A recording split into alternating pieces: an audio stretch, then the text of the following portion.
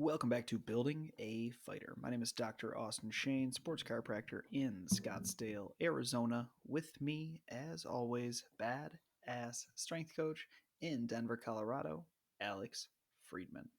Today, we are at the end of most competition cycles for wrestling, as well as there's been a lot of our fighters that have just finished up their fight camps and finished their fights. So we want to talk about what do you do right after competition, or what do you do right after your fight? So it's going to be called the post competition plan. Alex, what's the first step?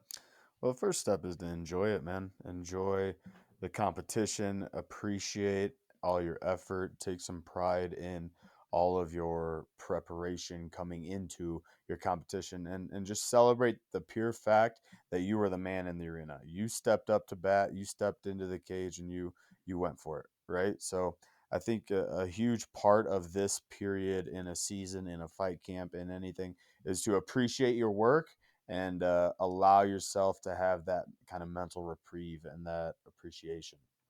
Yeah.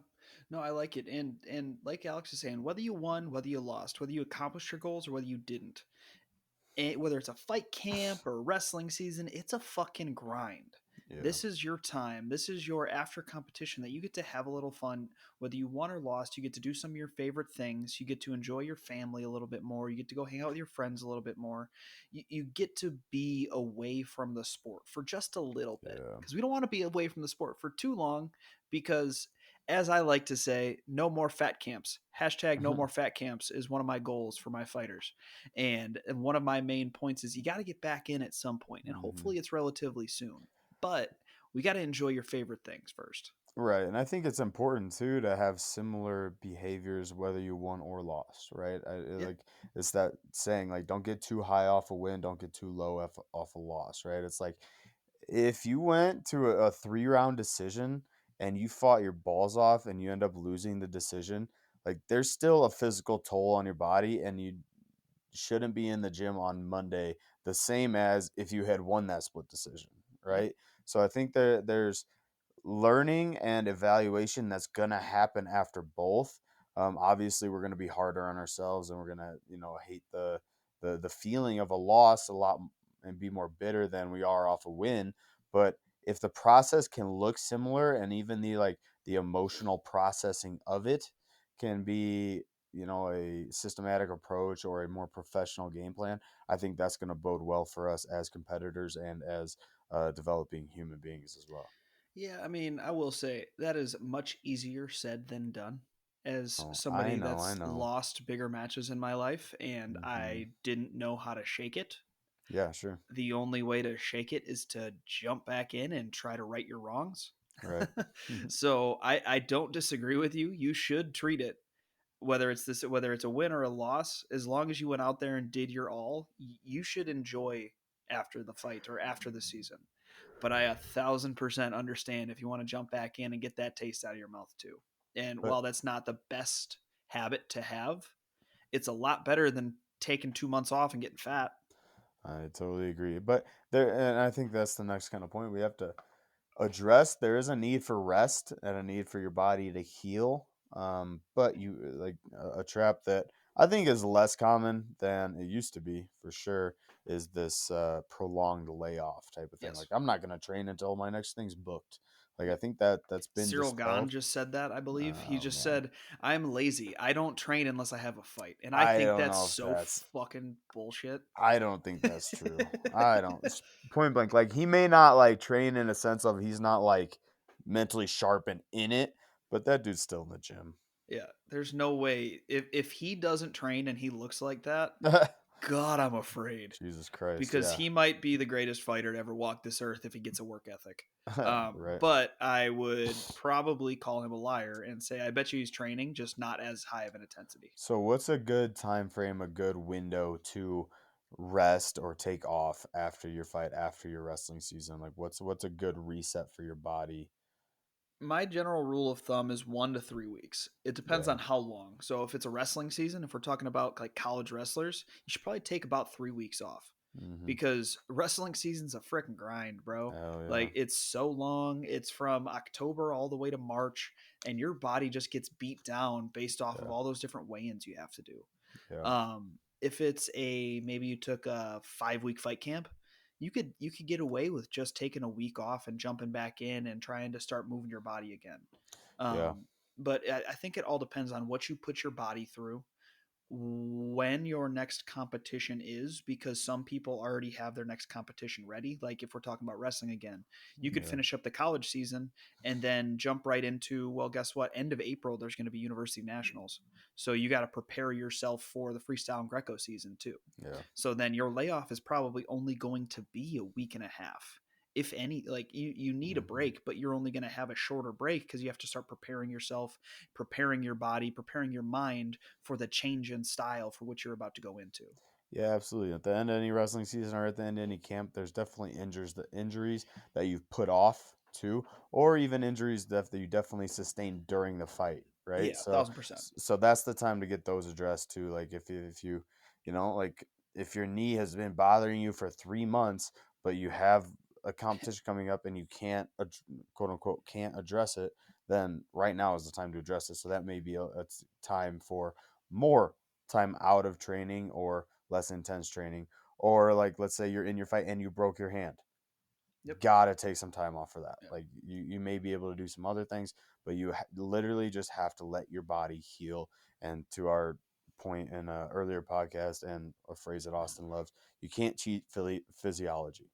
Like you Yes. have to allow your body time to heal. Well, and post competition, like the post competition plan, is one of my favorite times as a healthcare practitioner, is Yeah, because that's when I kind of get free reign and I can, if I want to fix biomechanics, I have the time to do so. If I want to right. heal, if I want to help them heal injuries, I have the time to do so. I can make massive changes after competition because I know that as long as this athlete is a high performer, he or she is going to be highly invested into what we're trying to do and highly invested into the rehab process or the treatment process or whatever we need to do to combat all of the injuries that piled up throughout the training for that competition. Yeah, absolutely. It's a beautiful kind of natural time for a reset, right? You get a Well, and reset. I get to do all the fun shit. I get to do Yeah, all the rehab that I love to do. It's not just a yeah, bunch of like pushing on tissue and stuff that really doesn't make a long-term impact yeah, like our muscle work and like that does. Rehab and biomechanic work are what's going to make the longest term impact on that athlete's career. yeah, It's just you can't add that into the camp or add that into season for the most part because that elevates their workload and they already have such a high workload that you have to be able to just focus on what you can. yeah, But out of that, their workload should be lower. It should right away for the first probably 6-ish weeks, their workload should be lower than what they were doing in camp. So that's where I have my time that even though they want to rest, they want to relax, they want to do whatever, which they should be doing, I have my time that I can actually increase the workload that I'm giving them because I know that they have the mental bandwidth and the physical yeah. bandwidth to then go into the rehab setting and focus on what I'm asking them to do without just focusing on the person they have to fight in 8 weeks. Right. And a not so good term for this, but the way that I kind of look at it is like junk volume, right? Like it's Mm-hmm. not meaningless volume, but it's excessive reps that you when you're in camp you just literally can't afford, right? You can't Mm-hmm. afford that extra volume of the hard work at rehab after you've already done hard work in strength conditioning, hard work at practice, hard work at your extra session, and hard works at an extra conditioning session, right? You can't afford those extra reps in a rehab setting where Mm-hmm. right now you're not pushing all that extra stuff because you're literally building back in. So it's a good time to expand on those reps to spend the meaningful time in those extra volume type of states. Well, and most of the time, it's not that they physically can't withstand it. They shouldn't. Most of the Yeah. time, it's mentally they cannot commit to what I'm asking them to do when their Yeah. mind is a million different places in the competition season or in a fight camp, whatever it may Right. be. Outside of that, I know that their mental bandwidth isn't as high or isn't as overloaded because they don't have as many things to focus on. They're focusing on, oh, am I going to go to the bar with my buddies after wrestling Hmm. season? Yeah. Oh, am I gonna go to the club? Oh, what am I gonna do with my family when I get home? They're Yeah. focusing on different things that allow me to be like, hey, ha, look at this over here. Let's focus on this thing that's gonna make you better for your next 3 fights. And as long as Amen. I frame it in a way like that, typically almost everybody I work with buys in and kind of jumps in full force when I know that I can get them in the right time frame. Right, and that's what I was saying earlier. Is like a good natural reset of your physical health that you can address that and kind of reset that process more towards your long-term goals, right? You can do the same thing, and I would argue that you should do the same thing with your technical, tactical, and strategical Yeah. game plan, right? That's a good time to study your film of the fight. What what positions did you have success with in a wrestling season? What positions did you struggle? Like, it's a beautiful time to reflect on your technicality and on your technique in a lot of places, your strategy, your mat awareness, things like that. You can address those from a more 10,000-foot view or a fixing the problem type of view, not Mhm. like what we do in camp or towards the end of season, which is highlight our strengths and try and maximize those, right? So it's a good time to reset on your physical health and rehabilitation process. It's also a good time to reset in your technical tactical game. 100%. It allows you to become more skillful. Like we did a Yeah. whole podcast on it. I've done a whole blog post on it. It's the Mario Kart principle. As Yeah. soon as you finish up camp, you should be trying to become as good of an athlete as possible, as well-rounded as you possibly can Mm-hmm. be.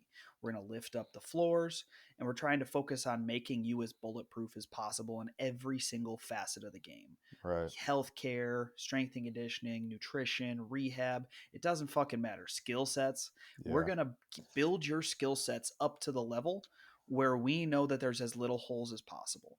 As soon as we get into camp, however, as soon as we get into prime time in the wrestling season or any sort of competition season, then we have to focus on your ceilings that are going to put you closer to your goal with which your competition is focused around.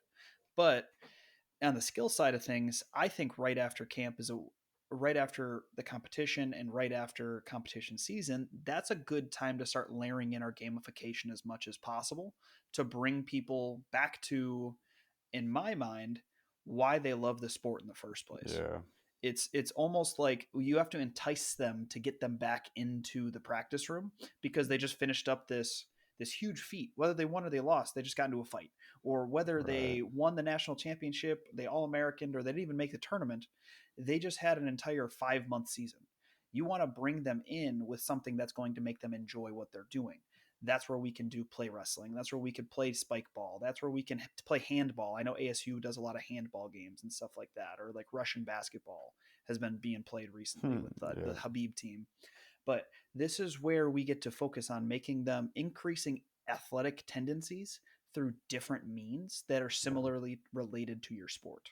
Oh, absolutely, and it's a good place to like add new skills and play around with maybe even like a new martial art, right? Or Yep. like if you've never really been a jujitsu guy, like kind of dive into jujitsu. That's a lot less impact on your body. That's something that's a little more gentle. Or like as a wrestler, I know a couple judo throws, but I've never gotten into judo, right? Maybe I can add some judo into my arsenal, right? Yeah. Which is something you look at as fun, Or right? The hit topic, mitts. exactly, right? Like the topics are a lot lighter in a sense. Like we're about to start our spring wrestling season, and my agenda, like literally priority number probably two, is to have fun, right? Like when I'm in the wrestling season, like priority one is like win. Priority two is enhance our techniques and work hard and have intensity, right? Two or three. And then we go down the list from there. And like fun inside the wrestling season is like seven or eight, nine or 10 or whatever. But Yep. like for my spring season, it's literally probably number two, right behind get better at wrestling, right? 100%. So it's like we need to make sure we layer in some small sided games, some fun. Like we're about to have our first practice. We're already gonna play a lot of toe tag.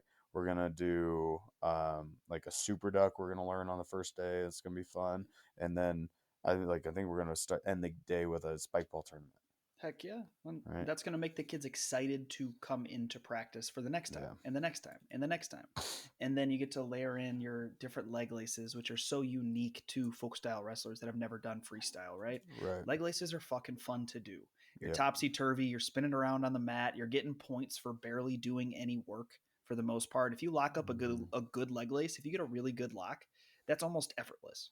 Yeah, and then you're So it done in 30 seconds. exactly. It's like I Not think the even. fastest tech I ever had was 14 seconds, and it's Yeah. just I had a single leg Roll, right roll, roll, into roll, four roll. leg laces in a row, Yep. and like it's fun, but you have to frame it in the context of fun. You can't frame freestyle and Greco wrestling in the context of grinding, because as Yeah. soon as you do so, it reminds them of the season they just did for 5 months. Oh my Just like gosh. Yeah.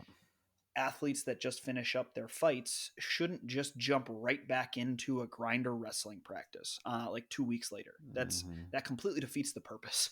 Right. Like they should probably do a ramping phase of maybe they hit mitts right away. They do the fun parts of MMA. Maybe they're just Yeah. kicking the bag, or they're doing focused on striking work, or maybe they're focused on like a different new jujitsu setup for what they want to do, or Hmm. just learning new skills that are a little bit outside of their norm, if you Yeah. will. Yeah. And I think to your point, there's games and outside influences that you can start to play, like gamification and stuff. That's just going to expand your picture as an athlete, period. And I think that's where we can get into on the strength and conditioning front is like now is when we can attack weaknesses or we can just become more athletic, period. Right. Hmm. We can go into like a GPP phase and when we think about general physical prep. I think everybody just makes that a synonym to capacity. Right. General physical preparation doesn't have to be capacity. No. General physical preparation is exposing somebody to every output that they're going to see on the strength or the speed and velocity. Oh my goodness, strength velocity curve, right? You're right. Basics. So you can expose somebody to like an alactic sprint if that's not the athlete that they are. Let's learn it right now because it's going to have a high cost. Anything that you're bad at is pretty much high cost, right? I've found a lot of my grappling based athletes, their GPP phases are actually a lot of plyometrics because they're fucking terrible at Horrible, awful, man. Oh my god, dude. Yeah, I started implementing single leg plyometrics like day one with the wrestling team, and them. it's just like, all right, we got where I wanted to be in week 3, and we got there in month 3. Yeah, like I joke all the time with all of my athletes. I am not an athlete. I wasn't an athlete. I was a wrestler, and it Yeah, shows every time I try to show a that's plyometric, fucking awesome. because I can do like a single leg. Like I've been doing a lot. Like I have a couple athletes that are in there right after fight, jumping back into GPP, grappling based. So we're doing a Hmm. lot of single leg, like a hurdle hop into a single leg box jump, stuff like Oh that. yeah, So when I show people how to do that, I mean, I'm doing it at like 18 inches. yeah. Like I'm You barely gotta getting up practice a there. little bit, buddy.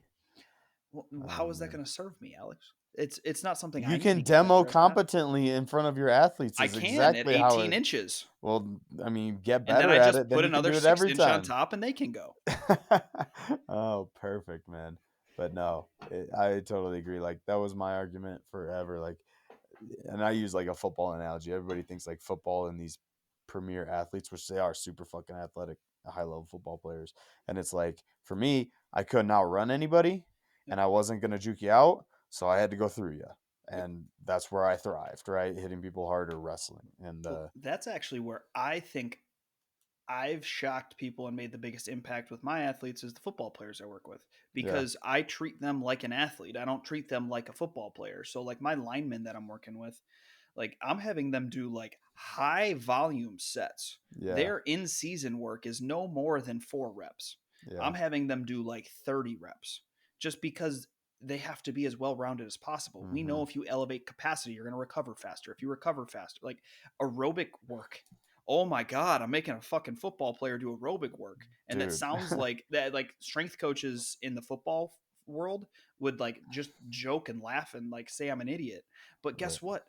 Aerobic capacity work helps you recover faster. If you recover faster, you play in a hurry up offense, like say the Arizona Cardinals. Well, Yeah, guess the dude. fuck what? Then you're going to be ready faster on every single play that you do. Dude, every I don't know, I'm very generalized and stigma making a big stigma here, but every football strength coach I know they're so scared of losing weight. They Mm-hmm. cannot like, and that's why they Yep. don't do those big sets or they don't do capacity work because it's like, oh my god, this 320-pound athlete that can't move now weighs 280. Fuck, but they're Well, 3 times the athlete. but It's like people don't realize that hypertrophy can come in different ways. It's all hypertrophy comes from everything. Exactly. And that's what I feel like is lacking, at least in my experience when I talk to other people that work with higher level football players, is you can still get hypertrophy gains from high volume sets, Yeah, right? The athlete I'm closely working with right now, he's a lineman for the Saints, and he's doing. I mean, like shit, you like he's actually put on 2 pounds, and we just finished up our first month, which had 3 density circuits of 8 to 15 minutes apiece in there. So he's doing aerobic work as yeah, he's doing everything. A lot of the arm farms are like the reps of 30, not like yeah, heavyweight curls. And then we're doing nothing was beneath 8 reps all the way through, even his strength work. And guess yeah, what? This guy still put on a couple pounds right after season because he yeah, needed to and because that was a hole in what he was doing. Right. And yeah, not just what he's doing, what almost every lineman ever does. But yeah, if we try to bulletproof that athlete, which I think should be the focus of the first phase of the offseason, is just bulletproofing, then everything else gets better and better and better. If you lay a better framework or a better foundation, you can build a pretty fucking cool house. yeah. No, I totally agree with that, and I think, like you said, treat it.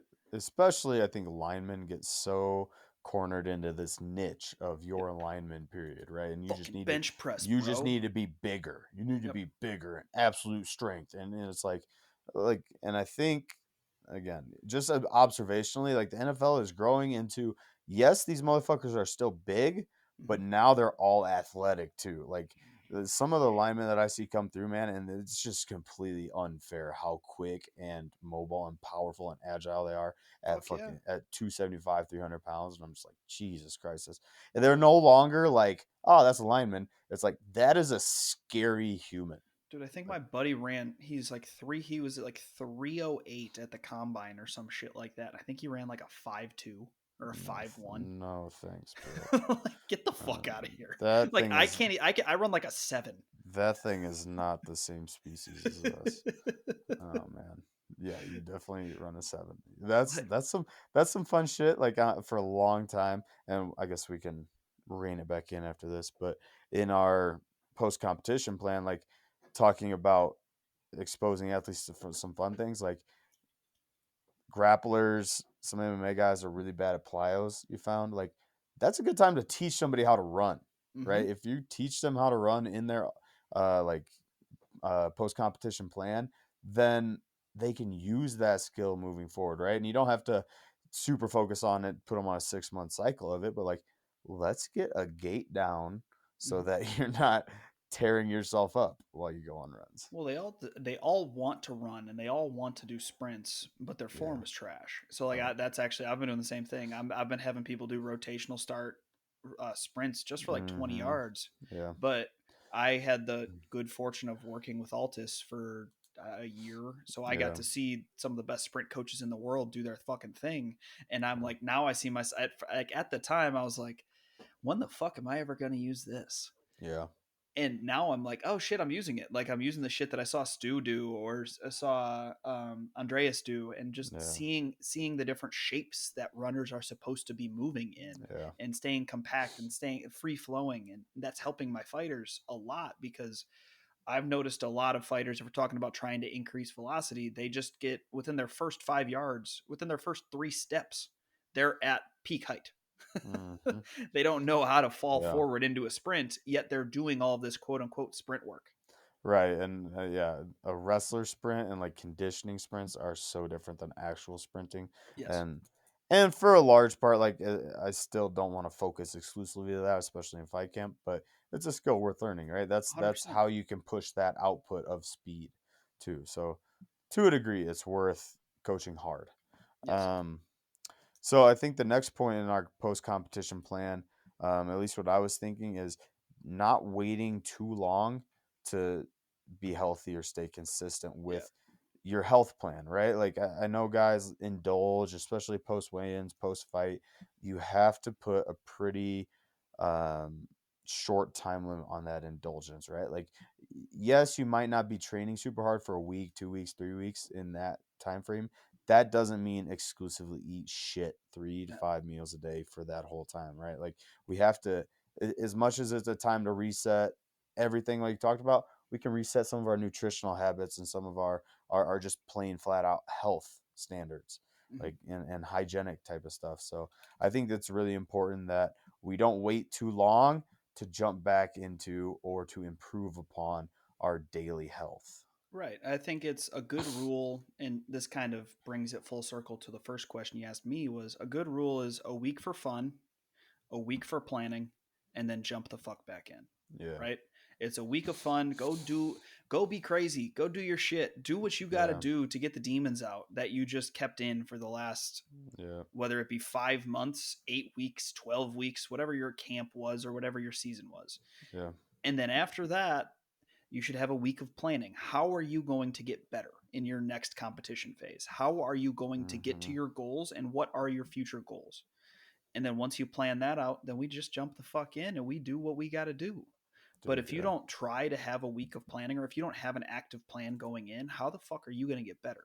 Like I've Yeah. had fighters that I've been proud. Like they come in, they fight, they take a week for fun, then they come into me and they're like, "Hey, I want to get better at my straight punches. I was looping a lot in my last fight. Hmm. That's kind of what's gotten me a lot of success so far. But I think if I hammer in my looping punches and I bring them a little bit more straight, that's going to allow me to knock out better guys." Boom, Yeah. there we go. Then we have something we can focus on because then in my strength and conditioning too, I can layer in, hey, guess what? If he wants to get better at straight punches, well, we're going to do extremely linear movements. We're going to do a Yeah. Kaiser push pull straight through. We're going to do landmine press. And instead of looping into a J hook, we're just going to rotate through the T spine and keep a linear path.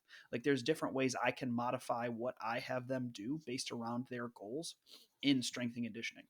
So, but that all comes from them establishing a weakness, reflecting on what they want to do or what they want to get better at, and then we put a plan in place moving forward through all of their training. Not just one part, not just two parts, all of the parts. Yeah, man. Yeah, that reflection period and that planning is so pivotal because it gives you a direction, right? Like a lot of times, all we need is a direction, and then we can take off, and like the quote unquote like work ethic or grind is gonna take care of itself as long as we're pointed in this right direction and we've accurately reflected and game planned, which I think 100% a coach can help you with. I think it's really beneficial to do on your own first or at least initially. But I think a coach can help you in that process. It's so pivotal to get better, right? Like, I, I've been on a kick of saying like intentional work, Mm-hmm. right? Like, we can't just be like, oh, well, yeah, I fought last week and now I'm back in the gym. Let's see what happens, right? Like, I don't think that's gonna. I know that's not gonna get you the best results, Right. right? So you do the reflection. You are honest, like brutally honest with yourself, and there's a couple different methods for reflection. Like one of my favorite is just journaling, right? Like you can look back either through your journal or you can journal going ahead, or like this is what I saw, this is what I like, this is a behavior that I need to address. Maybe I was constantly running from practice to strength and conditioning all camp and I don't want to do that anymore. Yeah. Reflect Or and then maybe, address it. dude, the big one I always see, or I have been seeing recently, is oh, I'm running from practice to practice and I'm not packing meals, or I'm running from Yeah. practice to practice and I don't have meal prep, shit like that. They're not Yeah. fueling in between sessions. And this isn't just one athlete or two athletes. This is a good majority of the athletes that I've seen. And that's something Yeah. I've had to like try to nip in the butt, but it's something that consistently keeps popping up in reflections Hmm. is, oh, I need to be better at fueling my body so that I'm not exhausted for my second workout because now I'm just wasting a workout if I'm not fueling. 100%. And I think that's a key point too that coaches can do better on, because I know as many athletes that do that, there's two coaches that do that where they just Yeah. schedule back to back to back sessions back to back. Now I got to drive here, now I got to go there, and like yeah, you're coaching, but you're not giving any credit to your own health and worth during the workout, right? Yep. Especially coaches, athletes, like athletes, if Me. you're I do that. right, but if you're so concerned with going practice to practice and you don't fuel or you're super stressed because you're going to be late or whatever, like that second workout isn't worth shit, Yeah. right? Like you're doing it to say you did it, and then like I've had multiple athletes where we're just like, hey, you don't need to be doing strength conditioning right now. Like go home, take some rest, get yourself together, and Right. then we'll hit this another time. I'm not kicking you out because I'm disappointed or anything wrong or whatever. You got to go home because this is not beneficial for you right now. Mm-hmm. 100%. So I think a good understanding of that is going to help, and like not being so preoccupied with being productive, but be preoccupied with your intentional work. Yeah, I like it. And I Dope. think that is a good amount of things that people can work on right after competition phases. It's a good post competition plan. I see you there, the PCP. Well, that's something else, but that's okay. All right, y'all. So that is our post competition plan. If you guys get to get in touch with us, all of our information is in the show notes. That's going to be emails and Instagrams. We also have Building a Fighter programs available for purchase. That's going to be our monthly memberships. So I always call them monthly memberships. They're actually 3-week memberships. And it's recurring. Every 3 weeks, you get new programming that filters through. So every 21 days, you get a new program that's going to be anywhere between $30 to $45 based off of the level of package you subscribe to. We also have presets and custom programs available for you. So that's at buildingafighter.com. I'm Dr. Austin Shane. Alex Friedman. And we are out.